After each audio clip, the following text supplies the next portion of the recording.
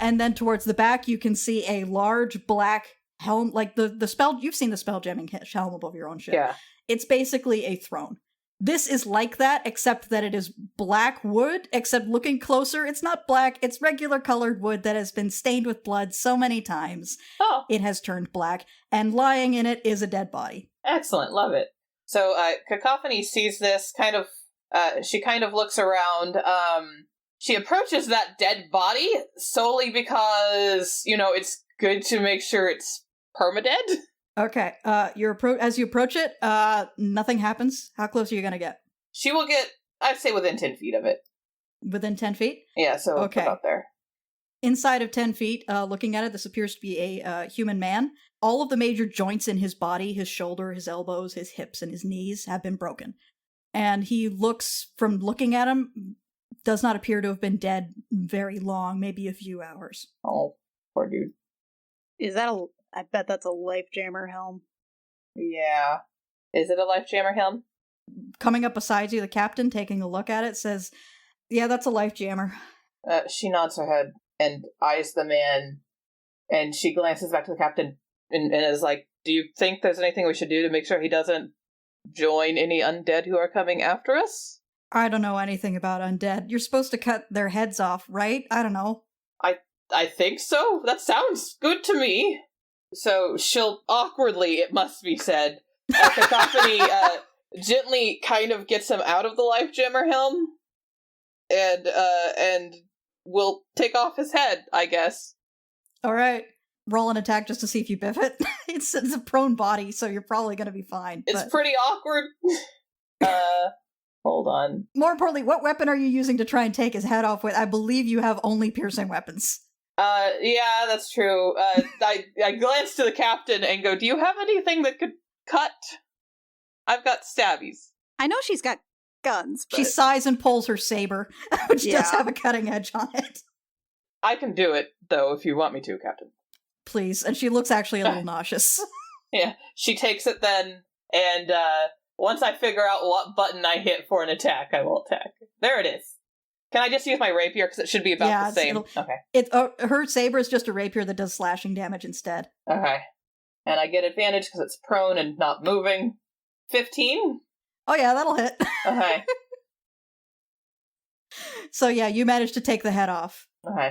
And then I will prestidigitation her saber clean and hand it back to her. She takes that back and resheathes it, grateful that she doesn't have to wipe stuff off of it. Yeah, I figured she might not want to do that. While you were taking the head off, she was looking around the ship, and now she's got this sort of contemplating look on her face as she looks at the gun batteries and the ballista up ahead and at the structure of the ship in general. What are you thinking, Captain?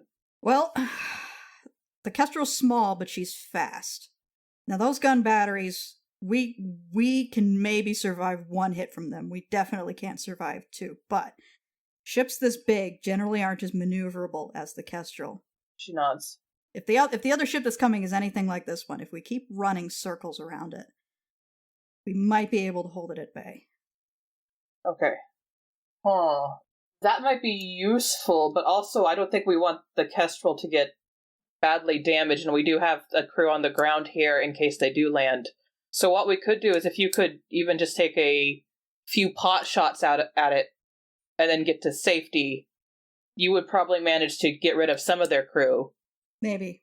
Like I said, though, we've got to be really careful, because those gun batteries are nothing to sneeze at. Like those, no. She points at the cannons, and you see that they are like full-size cannons. These are twice the size of the swivel guns that you've got on the Kestrel. She's like, those are going to hurt a lot if we get hit, but this ship can only fire at something that is directly to either side of it. If you're at any other angle, it's going to have to use that ballista up front, and that is not going to do as much damage. She nods her head. The ballista up front is also where the entrance is, which means that's going to be a less, defensible spot. Just shoot right into the mouth. Cacophony kind of nods her head and then gestures around and says, I think we've seen all we can see here, at least. All right. You want to go back to the hatchery, then? Yeah, I'll head back to the hatchery and let them know what we found here. I'll come with you, because if we are going to be engaging this ship, I definitely want to talk to all of you at once. Yes, absolutely. So the captain's going to come with you. I will lead the way down the singular path. Now you see, when you get to the pile of dead bodies, you gotta go 50 more feet. Okay, Jill, Artie, and Lachlan, the draft horse. Oh, you found the horse token. Yeah, I polymorphed him into a horse. You can do that in Foundry. Uh-huh. Yeah, and he's still got his mental stats like polymorph, like Wild Shape is supposed to do. I'm very pleased. I'm very pleased at my new toy. So he still has a person brain, or he's got a horse brain? No, he's got a person brain, but inside of a horse. Oh boy. Yeah. Is there still a horse hind brain? So like somewhere in the back of his head, he's just thinking oats at all times? Yes. And you can see sometimes he gets a little distracted by the vegetation, especially as you guys are harnessing him up with the ropes. But it's about an hour after you guys started, Cacophony and the captain get back. You guys have been able to, at this point, with all of your respective strength checks, you've managed to drag about 2 of the really, really big trees, the ones that are around 2 feet in diameter, into the tunnel and positioned them as like a barricade. Do you want to leave a gap in the middle, or do you want to just have a full barricade? I would say leave a gap. Okay, so there's about a 5-foot gap between these 2 trees, and then you've managed to drag a bunch of smaller trees into this area as well, that you could either arrange at like on top of the other trees to sort of make the barricade higher, or you could try to arrange them into sort of a God, I'm forgetting the word for it. But when you place a sharpened log outwards to deter a run on charging the wall. Yeah. A pike? Parapets? No. Fuck. The Spiky barriers. We all know what they are. We just don't know the word for them. It sounds fine. Yeah, let's do that thing. Okay. So you've managed to arrange that. So that's a pretty defensible spot at that point. There's no guarantee that something can't make its way over, but it would definitely be slowed down while doing so. Mm-hmm.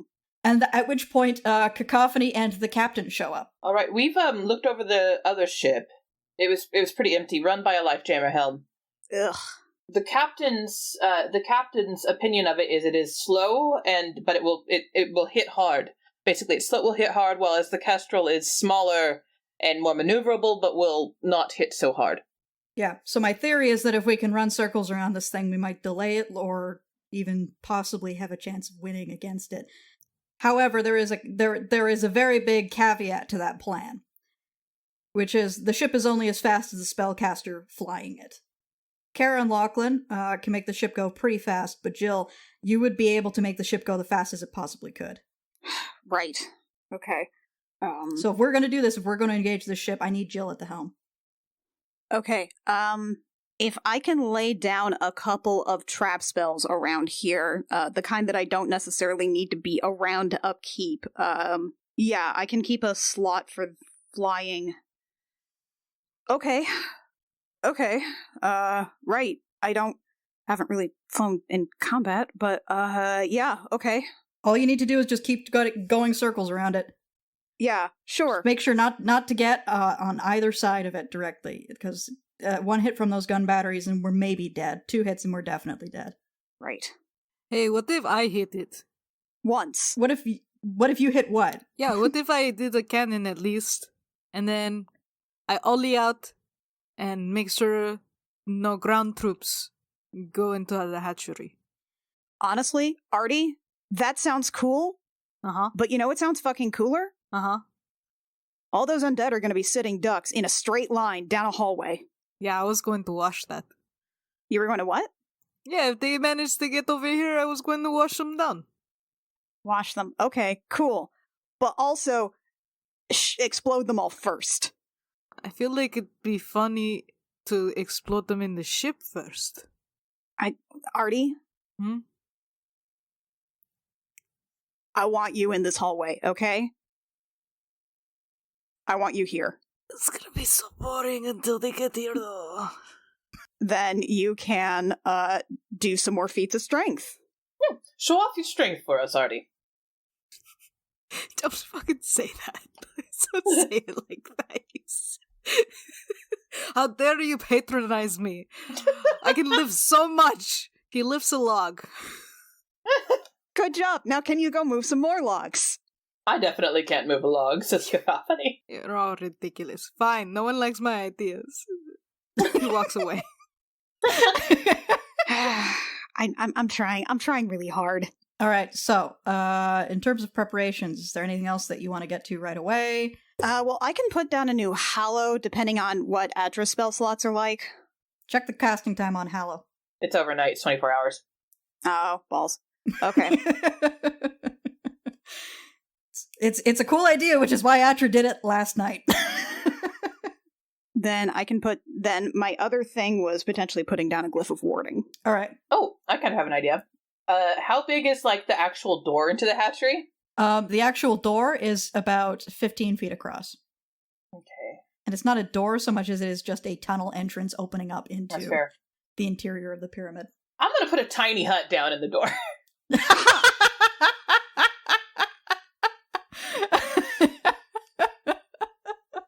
You know, it's not a terrible plan. Yeah, it lasts 8 hours. We can move in and out of it, but any enemies can't.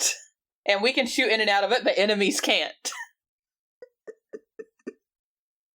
So you're using it as an anti-life shell. Exactly. All right, so Cacophony is casting Tiny Hut. What's the casting time on that? Like a minute or something? Yeah, it takes a minute to cast, and then it lasts 8 hours, and it's non-con. Okay. While you're laying down the Tiny Hut, Atra comes over and takes a look at it, and then goes, "You're not going to be fighting from here, are you?" I wasn't going to. No, I'm more of a upfront person. I would prefer not to have fighting and spells and explosions going off this close to the eggs. Yes, this was more of a kind of last line of defense. This kind of basically just blocks it and makes sure they can't get through this area. Atra nods and then wanders off again. Do you want to go, like, talk her up? I don't know. I do. She's gorgeous. I mean, she's super beefy. She's so beefy. But I don't know that she's into talking, you know? I mean... Plus she's got the kid. I think she's more of an acts of service kind of girl. Maybe, but most of the people we talk to aren't really into talking, but that doesn't stop you. That's fair. But you gotta think of how to seduce, you know? Uh-huh. Well, probably... Do we have any delicious meat? I don't have any jerky on me. You could, I mean, honestly, you could probably go see what's up with the kid. That might be a thing. I'll do that. Yes, thank you, Jill. Very good. Thank you for being a wingman. Yeah, I do what I can. Before you leave, the captain says, by the way, I've told Mr. Hurst to fire off one of the cannons if he spots the ship coming, so we should have a bit of warning. Sounds good. And Cacophony will head off to find Kev. Okay. Where are you looking for Kev? In the support buildings? Yeah, in the support buildings. Okay, so you enter the support buildings. There are some supplies piled about, which were obviously left in order to keep Atra, and now they didn't know it at the time, but Kev alive during the wait for rescue. Roll a perception check. This should be interesting. 20? Oh yeah, he rolled a 3 on stealth. So you spot Kev hiding behind a couple of crates. All right, she won't like get up close to him, but she will kind of squat a ways back and then and say in quiet Draconic, as gentle as one can in Draconic, which as we've stated is not the most gentle of language. Hello, are you doing all right? You should play a little bit of music. I should, actually. You're right. Thank you, wing person Jill. Who's not here. She's an angel on my shoulder. She pulls out her viol and she starts quietly playing a gentle song. And she's like, let's see if you enjoy this. And she plays like a little quiet, gentle ditty, like a lullaby. I guess not a lullaby, that would be weird. A quiet, gentle, kind of playful ditty, I guess.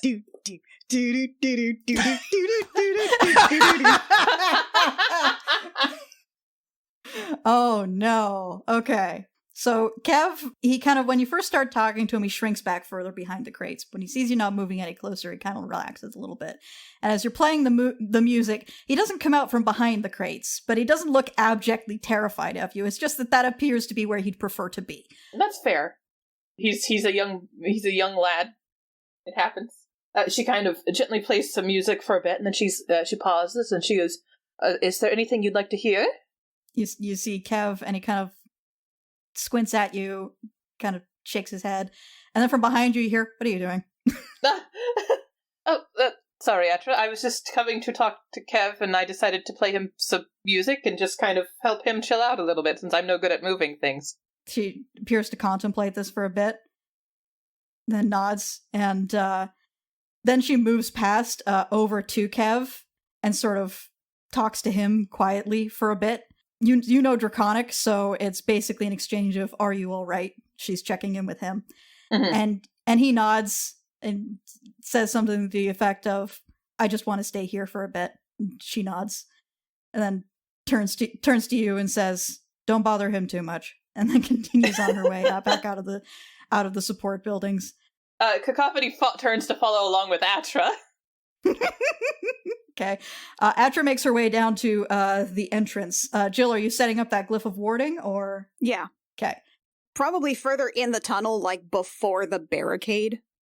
Yeah. Atra nods at you, Jill, and says, "I'm setting up another one." And she heads even further down the tunnel. What element are you gonna do?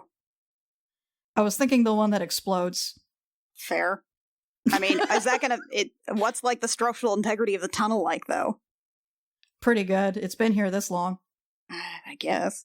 So Atra begins about 100 feet ahead of where you're setting yours up. She starts setting up hers. No, element, like, all the elements explode, but what kind of, like, damage? Oh. Force, probably. It's acid, cold, fire, lightning, or thunder. Thunder, then. Okay. Then I'm gonna do... What do undead not like? I'm gonna say fire. I think they don't like being on fire. I don't think anything likes being on fire. I'm gonna go ahead and say fire elementals love being on fire. And I'm gonna do that far enough away that that's not gonna catch on the barricade. And I'm also going to refine the trigger so it only activates on undead, so we won't get any friendly fire. Good call. So to speak. Friendly fire isn't.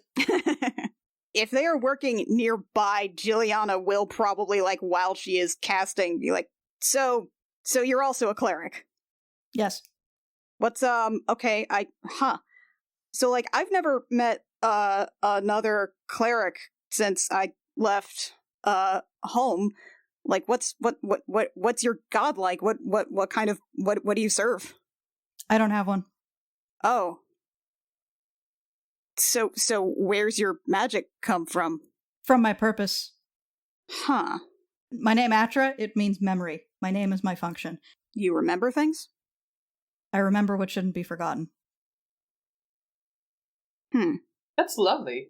Cacophony is still lingering near Atra, kind of uselessly. So... Huh. So, wait, so... You don't have the disconnect, do you? What disconnect? Well, okay, so when I leave my home sphere, it's like my connection to my goddess, it's like there's static, like it's really hard to hear. And, or it's like she's not quite there at all, but I still sort of have the...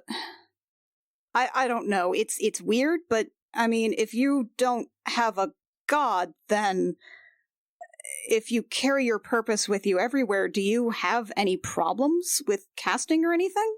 I haven't noticed any. Then she thinks and goes, "That's what that gnome was complaining about." What? One of the gnomes. He was complaining that he couldn't get in touch with Jim, gnome god of the dead. Jim, what? Huh? Don't talk about Jim. Jim. Jim. No, just the three. Huh. Okay, so that's not just me then. It's definitely not just me. I mean, I knew that was not just me, but now that's definitely not just me. Okay. So the other cleric said he had no trouble getting in touch with Yum, gnome god of nutrition, but he might have been lying. Yum yum. Oh, I love yum yum yum. Gnome deities are weird, aren't they? Well, okay. I mean, I guess, I don't really, you wouldn't have the context for, You seem confused. No, just a little disappointed, I guess. Not I'm disappointing? No, not you. It's not that. It's, I don't really, I hang around with people who don't really use magic in the same way that I do at all, and I'm from a convent and a temple where I was always surrounded by people who knew what I was talking about at all times, and it was nice to be able to talk about magic theory and stuff, and I guess I've just sort of been missing that, and you wouldn't... And just the way you cast magic is... It's similar, but you wouldn't have the same kind of contextual points that I would, and it's just... The idea is a little disappointing. It's not you. It's me and, I guess, my expectations. She seems to think about that and says, what you are, you're a promise, yes? What do you mean? What you are, you gain your power because you are a promise. You promise to act when needed, to be what's needed, yes? I don't think I understand. I said my power comes from my purpose. These things that I can do, they're needed. People need them so that I can do them. Yes? I guess? What we share is a promise to be what is needed. Juliana kind of thinks about that for a bit. I guess that's true. Then what's the problem?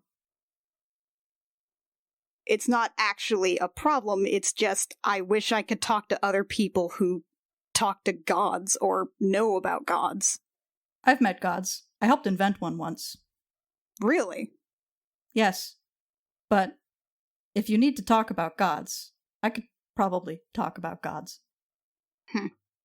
Have you lost contact with yours? Sort of, for a while. And then... Well, it was a big thing. I left my home sphere for the first time, and I couldn't hear her when I always could, and it was a whole thing, and it was hard, and it's still hard, and I don't know. I'm in contact with her now, sort of, but it's not really... It's like she was always in the room, but now she's somewhere else in the house. Still around, I guess, but I can't really hear her. I don't know. I keep trying to come up with some kind of metaphor to make it work, but it's hard to describe. Do you need her in the room? I mean, in the same way that someone... I mean, she doesn't have to be in the room, no, but it'd be nice if she was sometimes. To do what? To be there with me, to be around, companionship, conversation, and... You know, the same reason that you like living with family members, or Yeah, there's a cocks her head to the side a little bit. Okay, well, I'm from people. I'm my culture. We build community. We build families with each other. We gain things from being with each other, from having contact, even physical contact, or affirmation from other people. We become greater because of that, because we nurture connections and build communities. I mean, that's part of the whole thing of the temple, is a community is building a family, and that's something that is incredibly empowering and important in my culture. It may not be in yours. So does your family stop being your family when they leave the room? No. But it's still more beneficial to have them in there sometimes than not have them there at all. And having them not there in the room, well, that can be hard. What would you say to her if she was in the room? I don't know. I'd love to have a conversation. She's not a goddess that can speak in the same way that others can, just in direct sentences. It's more feelings and inference, and I don't know. I guess I just like to talk to her once. Just ask her about the stuff that we lost. Ask her about the history that we don't have anymore. Try and fill in the blanks. Bring something home that we can build off of. more, reinforce the foundations. So what would you have to do to talk to your god? I don't know. Planar travel, maybe? Oh, just that? What? Just that? That's all it would take? I think? What? Why are you acting like that's a what? Oh, I can't do it. Not really. I knew someone who could once. And on my world, it used to be just us. People, lizard folk. Right? And then there were a bunch of people, including the gnomes, that came from another plane. And it was hard, but it wasn't impossible. They can just do that. Yes. But can I go to the to the outer planes? Those like the I don't have the language for this. There's a plane of it Easgard. Oh, yes. You know that place. Yes. You can go there? I haven't been there, but if you find a portal, or if you have the right spell, or if you're really, really, really polite to very specific, powerful beings, you can go. What people? Who? What? Where? What? Really powerful spellcasters, sometimes demons, sometimes celestials. I heard about horses that could do it. Horses? Yes. Horses. Specific horses? Probably specific horses. I don't think it could be any horse. Isn't your friend a horse right now? You should ask him. Remember that horses will sometimes suck on wooden fences and then swallow so much air that they die. Maybe that's like seeing God. Okay. Fuck. Okay. That's cool. Okay, that's just a thing. That's not an if. That can be a when. Holy fuck. Okay. Thanks. Adra's just kind of looking at you, and then during that period of silence just gives a bit of a nod and goes back to work on the glyph of warding. Jilliana will also continue casting, but while like drumming her fingers and bouncing her foot a little. Yeah, the glyph of warding takes an hour to place, by the way. Right, I know. Okay. So, during that hour, what's everybody else doing? Cacophony can't do much helpful else right now, because she is not a lifter. So she is mostly hovering near this conversation awkwardly, and just kind of stealths backwards at some point, so she's more out of the way. Honestly, like, how are your, like, how does Bardic Inspiration work? It lasts for 10 minutes, so I basically give you some kind of boost, and then for 10 minutes, I can offer advantage on things by helping direct. And I mean, you could probably my help, rogue power, though. You could probably help, like if anybody else is doing an manual labor or something, right? Just get them some encouraging music. Yeah, so what I'll do is actually I'll kind of step back and awkwardly stealth away, and then I'll go head over to Artie and Lachlan, and offer some encouraging words and suggestions on how they move things, and that should give them advantage, because I have rogue help. Yeah, those dudes were just by themselves. What were they up to? What are the boys up to? Just being bros. The boys were, I'm guessing, continuing to move trees for the barricade. I guess. Is there anything else you want to do? Oh man, Yum Yum Yum was like the greatest. Is Artie moving trees sexily? I mean, he's covered in mud, so yes. Does Artie ever do something not sexily? Is that even a question? I've seen him sleep. It's not sexy. He does spread eagle. Mm-hmm. Listen, sometimes that's the best position. Artie spread eagles, and Jilliana has definitely, like, in the course of their travels, Jilliana has somehow gotten an elbow in her face. You big disgrace. So is there anything you want to talk to Lachlan the horse about, Artie? He's just going on about gnomes. He can paw the ground. One clop for yes, two clops for no. No, he doesn't give a shit if Lachlan responds. He's just talking. And so they were like, yum yum yum, give me some gum. And they did a thing, and they had gum, and it's weird. You're not supposed to swallow it. They said that it would stay in me for 10 years or something. I did it anyways. And you just chew it, and it makes bubbles. But it's also sticky. Don't get it in your hair. I had to pray to the god of peanut butter, who was, I think, what was his name? No. Dave. The god of peanut butter. To get it out of my hair. Artie also says that gnomes bowl with babies, so, like, who knows how real any of this is. Yeah, the canonicity of what Artie is saying is completely randomized, by the way. Any of this could be canon. Any of this could be canon. It could just be a fever dream. He did roll a natural 20, though. He did roll a natural 20, so he has a high level of accuracy when it comes to information about gnomes. I'm just saying, maybe you should tell him about the time that you had sloppy, terrible makeouts with Max. Why would he do that? Why would Max come into the conversation right now? Wow. Artie's too fixated on gnomes. Fair enough. Artie's fixated on gnomes. If you want to bring that up, that's on you. Carry on. All right, and as you're talking about your experiences with the gnomes, like every once in a while you see Lachlan's ears flick towards you, like he's listening, and he does appear to be quite confused by everything you're saying. However, he is a horse, so the conversation is entirely one-sided. Yeah, and Artie doesn't mind.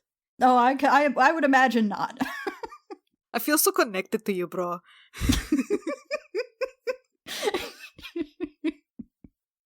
He kind of leans over and kind of nudges you, and at first you think it's like a gesture of, yeah, I connect to you too, bro. Then you realize he's looking in your pockets for food. No, that's my salmon. Oh, salmon pockets. It's so oily. How do you think he gets that sheen? Gotta get those omega-3s in your diet so for healthy hair. I assumed he just carried around a water spritzer. He does have to do that too, which is what's nice about this swampland. It's humid enough for him. He's actually pleased about the humidity? Yes. Ugh. He's from underwater. His normal tolerance for humidity is 100%. Yeah, 100% humidity right here. All right, so you guys are coming up at the 2-hour mark. You finish up that glyph of warding. So far, no cannon fire from the Kestrel yet. All right, so we'll probably head back to the swamp pyramid. Yeah, now you know why I called this the Mutar Conservatory, because there is actually a greenhouse conservatory in Edmonton that is a big glass pyramid. Still gonna call it a Bass Pro Shop pyramid. They have a corpse flower. Neat. This place does not, though.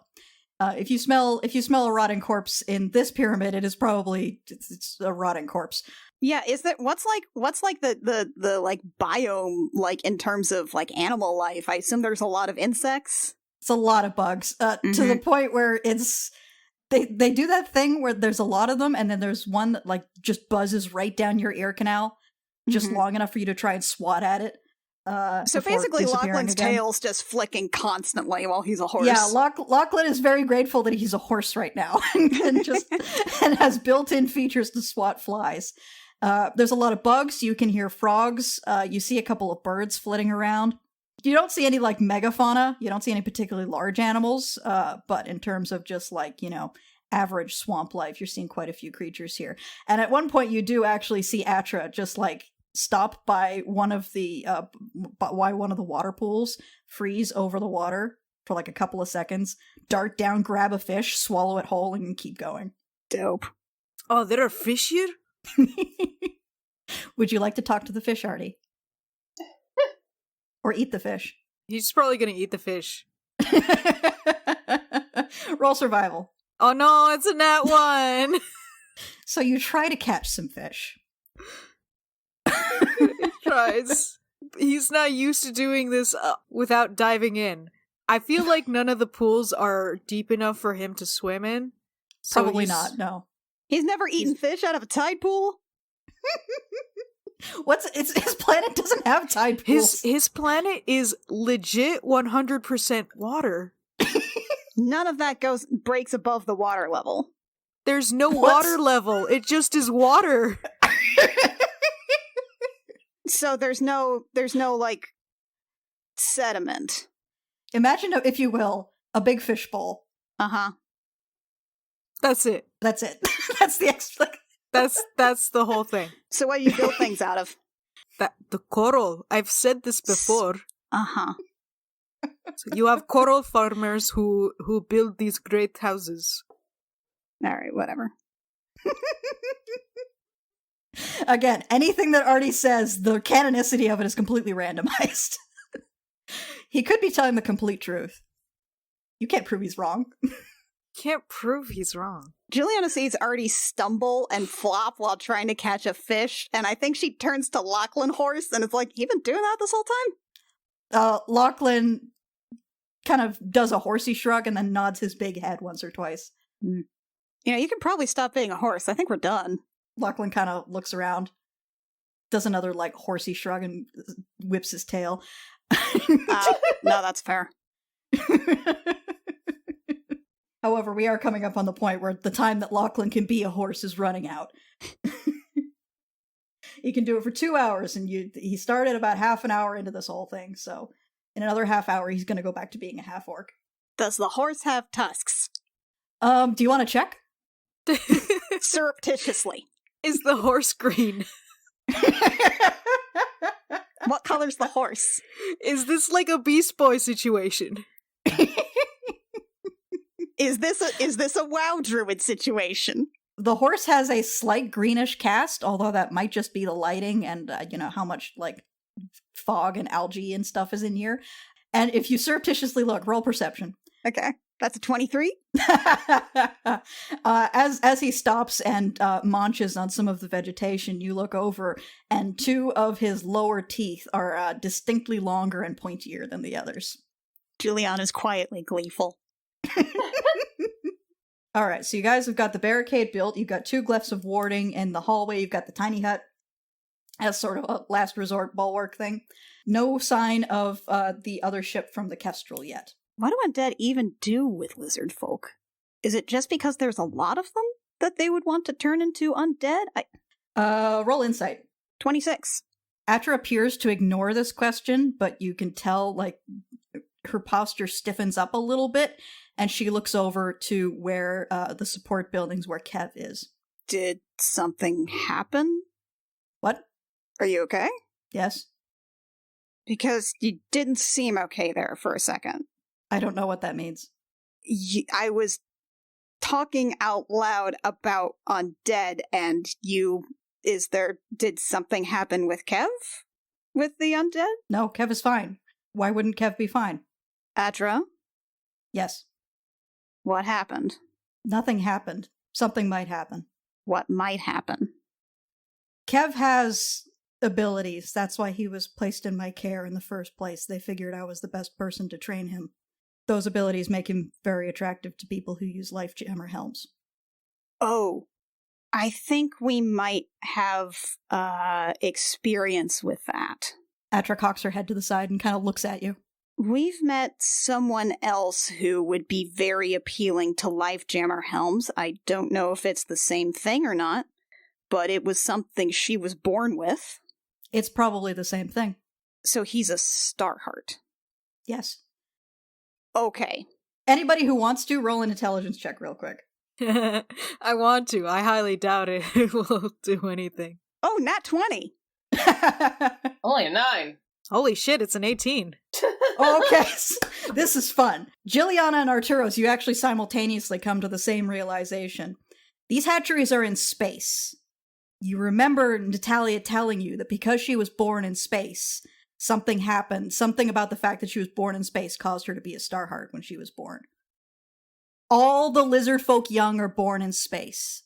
Even if maybe, Jill in particular, if even 1%, if even only 10% of these lizard folk turn out to be Starhearts, that's 7 or 8 of them, just from this one hatchery that's half empty. Oh, fuck. Okay. So they want batteries. Fuck. Okay. Battery babies. That's terrible. I mean, we knew it was terrible in the first place, but that's even more terrible. Okay, then... Well, that doesn't actually change anything, but... But that does explain their MO. Right. I just been assuming they wanted some sort of undead army. Right, like Takaris. Yeah. But that does give us a positive thing, actually. How's that? It means they're less likely to try and blow up anything past the door. True. The hallway that's going to be in more danger, because once they get through, they won't want to harm anything inside. Because if they harm it, they can't use it like they want to. He's completely untrained. Does he have any control over it? I mean, under no circumstances am I asking him to be a child soldier. That's not what I'm talking about. I'm concerned if he is in danger with himself or not. No, right now, he's too weak to do much head damage to himself or anyone else for that matter. Okay, good. Okay. All right. Then we know what we have to protect. All right, is there anything else that I can put up here and not have to directly monitor?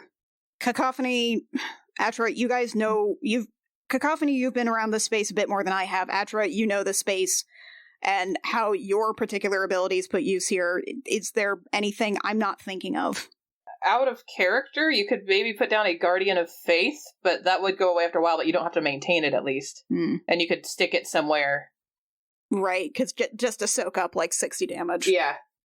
Yeah, but that's about all I can think of off the top of my head.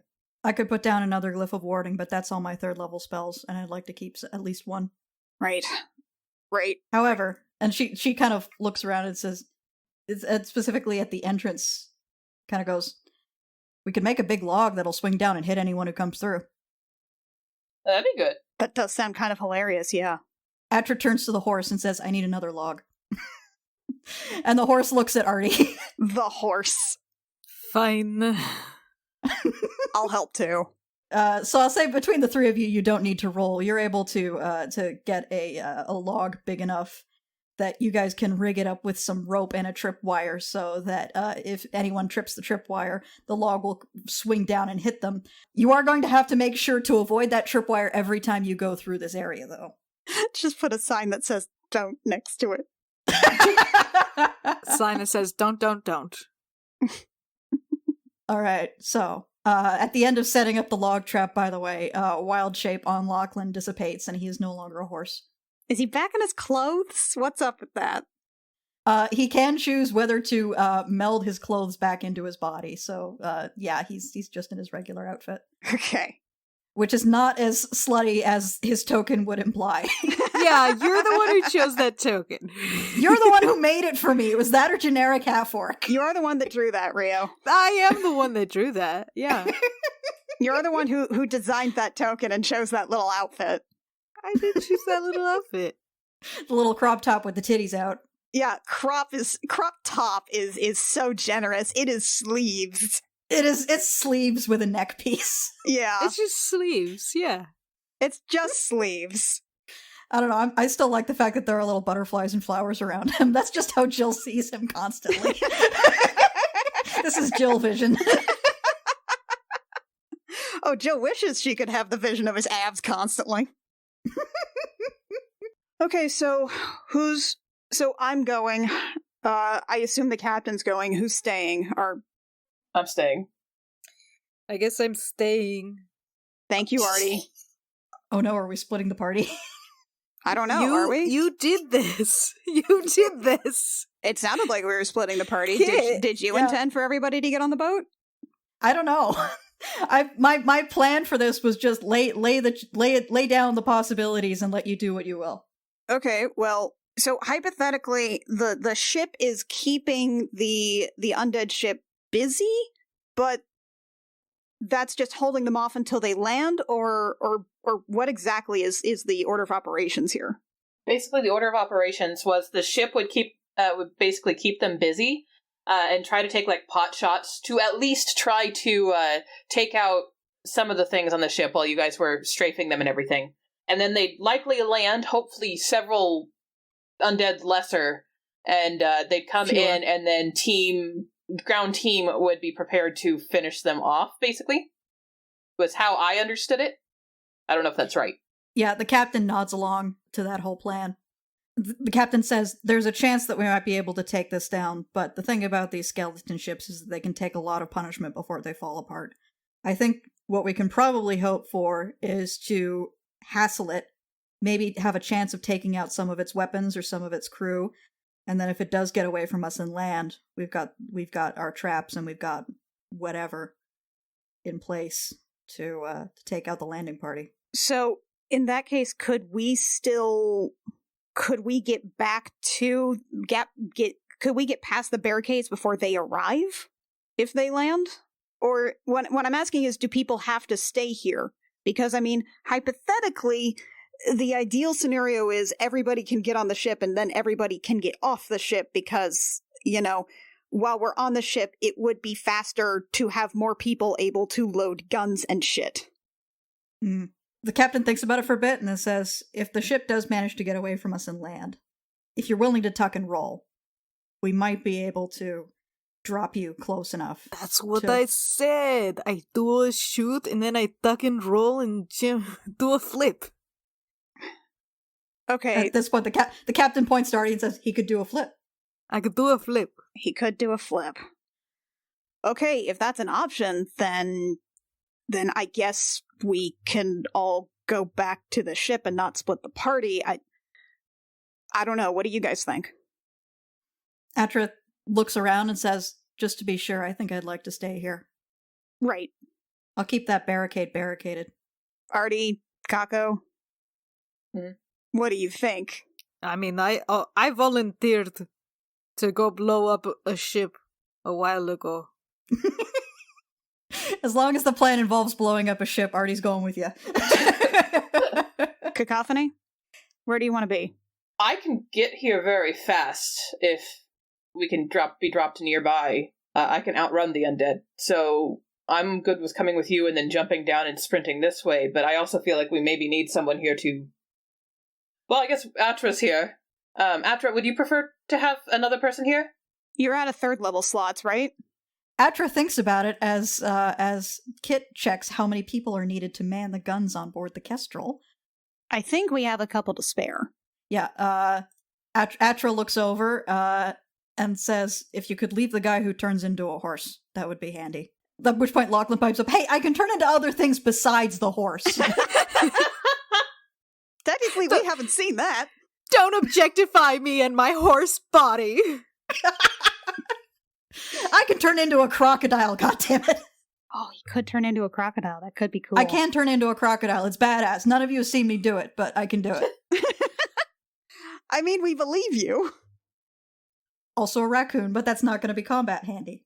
You're just waiting for the chance to turn into a raccoon, aren't you? Sometimes on nights where, I'm just sleeping, I just do it. I go to sleep as a raccoon. It's very soothing. Really? Yeah. Belly doesn't mind. I can't believe I missed that. Yeah, I mean, I turn back into a half orc before I wake up, because I can only do it for a couple of hours, but, all the same. That's really cute. Fuck. Juliana just has her hand over her mouth. Fuck. Holy shit. Holy shit, he's so cute. God damn it.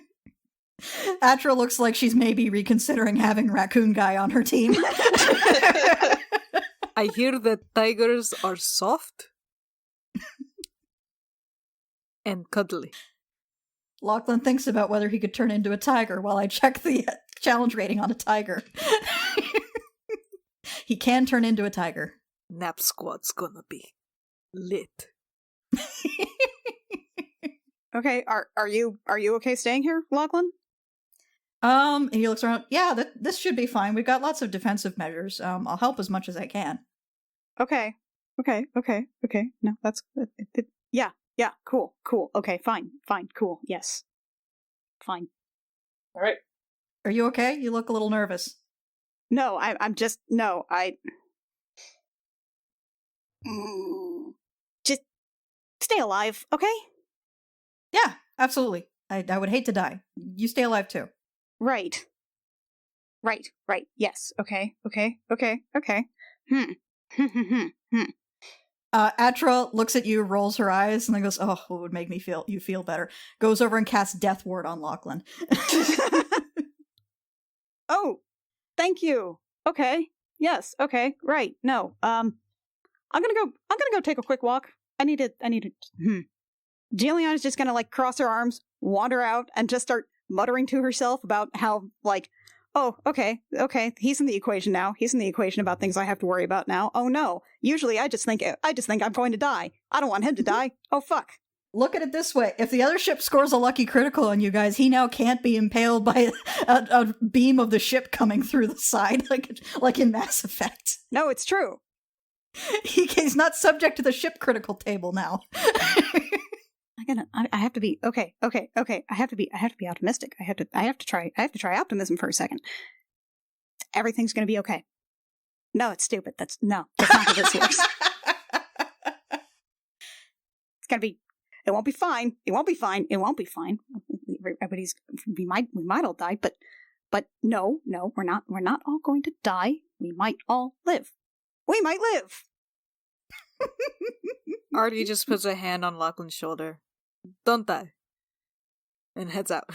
This feels like it's done. We're done here. That's the end of that conversation. You did most of your talking to him while he was a horse. Yeah, that's true. Juliana comes back around, bounces on her feet a little, yanks down Lachlan, gives him a big kiss, and just... Aww. Right, okay. Everything's gonna be fine. Okay.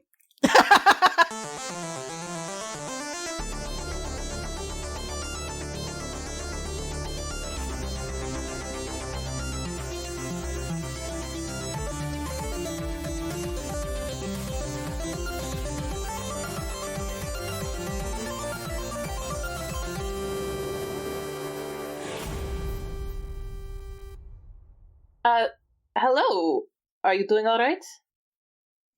In Russian. In Russian. Oh, you should... hello, darlings. Hello, are you doing all right?